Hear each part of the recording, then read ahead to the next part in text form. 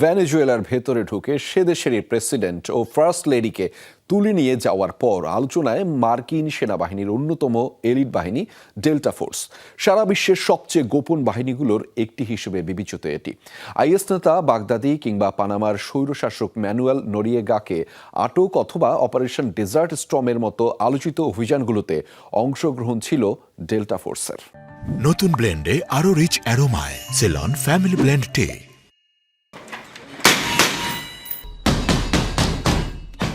জিম্মি উদ্ধার, বিশেষ নজরদারি মিশন কিংবা সন্ত্রাস বিরোধী অভিযান পরিচালনার লক্ষ্যে 1977 সালে গঠিত হয় যুক্তরাষ্ট্রের সামরিক বাহিনীর এলিট ডেল্টা ফোর্স।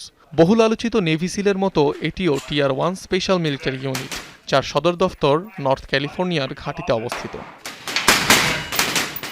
বলা চলে মার্কিন প্রেসিডেন্ট অথবা প্রতিরক্ষা মন্ত্রীর সরাসরি নির্দেশে অত্যন্ত হাই রিস্ক মিশনগুলোতে পাঠানো হয় ডেল্টা ফোর্সকে, যার প্রত্যেক পদক্ষেপই থাকে খুবই গোপন, খুবই সুরক্ষিত। অ্যাসল্ট এভিয়েশন ক্ল্যান্ডেস্টাইন সাপোর্টের মতো বেশ কয়েকটি স্কোয়াড্রনের সমন্বয়ে গঠিত মার্কিন ডেল্টা ফোর্স অত্যাধুনিক অ্যাসল্ট রাইফেল ছাড়াও কয়েক ধরনের পিস্তল বহন করে এর সদস্যরা। পোশাকে সংযুক্ত থাকে আধুনিক সব সরঞ্জাম।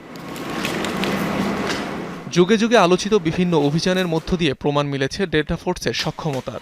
আইএস নেতা আবু বকর আল বাগদাদিকে ঘিরে অভিযান কিংবা পানামায় প্রবেশ করে প্রেসিডেন্ট ম্যানুয়েল নরিয়েগাকে আটক করা তার মধ্যে অন্যতম। এমনকি গালফ ওয়ারের সময় ইরাকেও একাধিক অভিযান চালায় ডেল্টা ফোর্স। সোমালিয়ায় আটকে পড়া বেশ কয়েকজন মার্কিন সেনাকে উদ্ধারে এই বাহিনীর অভিযান নিয়ে পরবর্তীতে ব্ল্যাক হক ডাউন নামে সিনেমাও তৈরি হয়। কঠিন এই ফোর্সের অংশ হতে হলে দিতে হয় কঠোর সক্ষমতার পরিচয়, যার মধ্যে অন্যতম পিঠে 20 কেজির বোঝা, মাথায় শক্ত হেলমেট নিয়ে 40 কিলোমিটার পথ পাড়ি দেয়া। এছাড়াও থাকে বিভিন্ন ধরনের শারীরিক ও মানসিক পরীক্ষা। এসব পরীক্ষায় উত্তীর্ণ হওয়ার পরও যেতে হয় 6 মাসের প্রশিক্ষণের মধ্য দিয়ে। ধারণা করা হয় এলিট ফোর্সটিকে পরিচালনা করতে যুক্তরাষ্ট্রের বছর প্রতি কয়েক বিলিয়ন ডলার খরচ হয়ে থাকে। অনিক রহমান, যমুনা নিউজ।